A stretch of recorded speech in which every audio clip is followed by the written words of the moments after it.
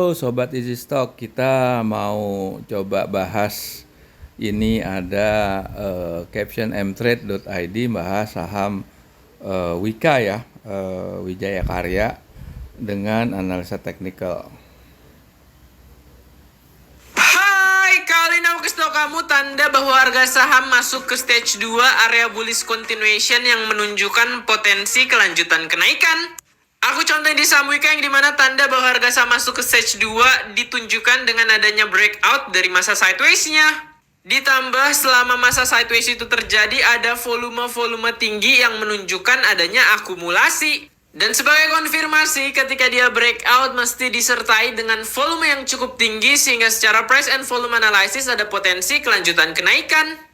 Lalu untuk menentukan kemana potensial kelanjutan penguatannya, kita dapat tentukan area resisten yang dimana untuk Wika saat ini area resistennya ada di area 1110 yang diperoleh dari high Maret 2022. Gimana? Kamu udah punya saham Wika belum? Kalau member mtrade sih udah.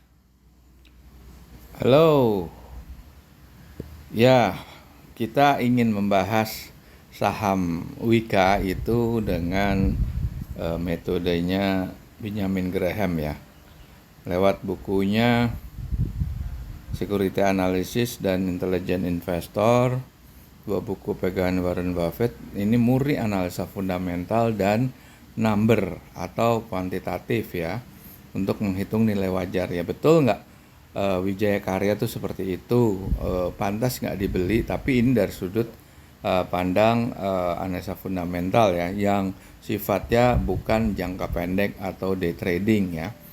Ini analisa fundamental versi Benjamin Graham sudah bisa Anda dapatkan aplikasinya, yaitu Easy Stock dari Google Play Store.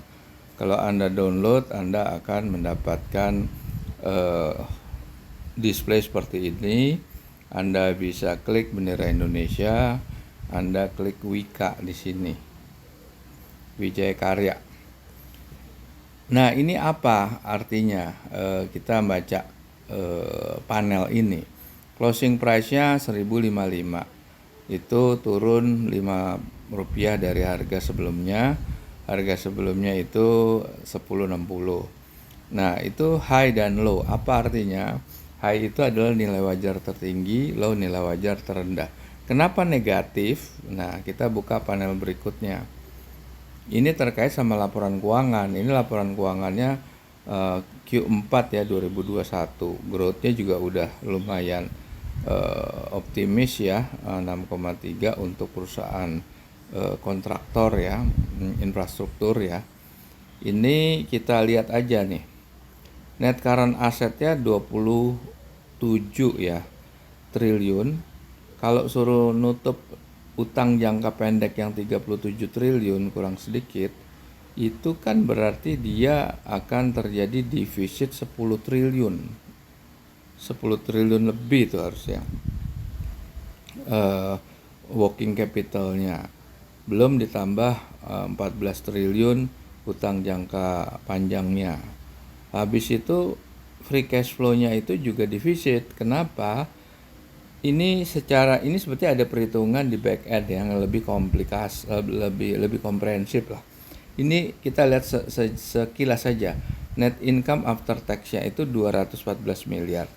Sedangkan capex-nya itu hampir 1 triliun. Nah, ini kan nggak imbang ya, apalagi kalau depresiasinya jauh di bawah capital expenditure-nya, otomatis net income-nya itu akan defisit free cash flow-nya. Nah, karena dua-duanya defisit, ya udah pasti angkanya defisit. Nah, terserah pada para sobat Easy Stock. Kalau Anda mengikuti pola trading seperti ini, tentunya ini pendekatan yang beda ya. Jadi ini pasti jangka pendek sekali gitu. Kalau kita lihat juga ininya apa? Grafik hariannya Wika itu seperti ini. Emang mau naik sih, cuma ya itu terserah sih kalian ya. Kalian mau milih jangka pendek, Anda bisa ngikutin pola technical analysis. Tetapi kalau Anda lebih nyaman dengan pola analisa fundamental ini dihindari, jangan disentuh saham seperti ini. Baik, terima kasih. Kita jumpa lagi di lain kesempatan.